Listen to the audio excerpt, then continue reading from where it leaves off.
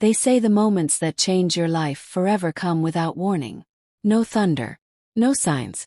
Just a single breath held too long. And everything shifts. I used to think I was unshakable.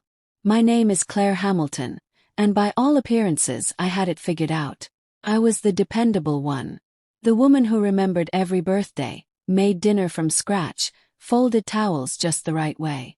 I'd been married to Greg for nearly 2 decades. Solid, stable, predictable Greg. We had a quiet life just outside Asheville, North Carolina. No drama. No noise. And for a long time I thought that was enough. Then came Noah. He was 16 when we fostered him. A last-minute placement. He'd bounced through the system more times than anyone should.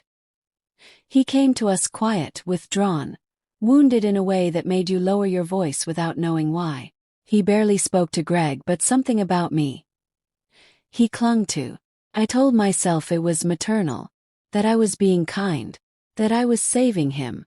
What I didn't know then was that I was saving parts of myself too. Noah reminded me of someone I'd forgotten, me. The girl I used to be before I tucked myself into the box of good wife and good woman. There were long conversations at night. Little moments. The way he lit up when I remembered how he liked his tea. The way he smiled when I called him kid. First I didn't see it. Or maybe I did and I didn't want to admit it. And then one night everything cracked open. Greg was working late.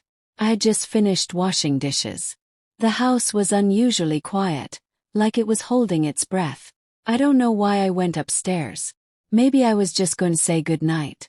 Maybe I was chasing a feeling I didn't understand yet. Noah's door was cracked open. I knocked softly. No answer. I stepped forward, pushed the door open gently. And then the world stopped. He was on his bed, shirtless, jeans undone. His hand moving between his legs. I couldn't move. Couldn't breathe. The air was thick with something unspeakable. I should have turned around. I should have said nothing and walked away. But I didn't. And then he looked up. His eyes met mine, startled, embarrassed, vulnerable. He pulled the blanket over himself in a panic. My chest tightened. The logical part of me screamed, "Leave." But my feet didn't move. Instead I whispered, "It's okay." I still hear those words sometimes. Not as comfort. As a haunting. 'Cause it wasn't okay. None of it was. But in that moment something happened between us, something raw, something human.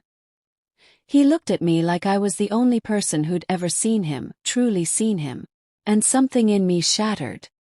He whispered, "I think about you all the time. I know it's wrong, but I can't stop." I don't know what I expected. Maybe for the spell to break. But instead I reached out. Brushed my fingers across his cheek. He leaned into it like he was starving for affection. Then he kissed me, soft, unsure, trembling. And I let him. Kissed him back. It lasted seconds. But it rewrote everything. Because in that moment he wasn't a child. He wasn't my foster son.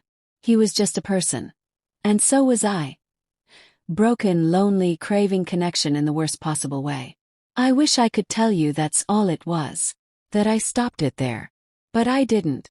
We never slept together. But that line. It had already been crossed. And it changed everything. After that night we barely spoke. The house was filled with silence that felt louder than screams. Greg noticed.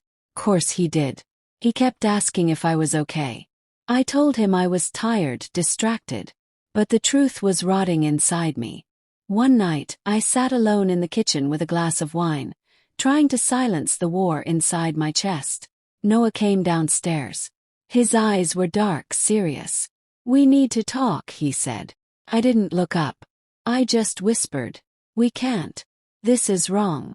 He stepped closer. Too close. "It wasn't a mistake," he said.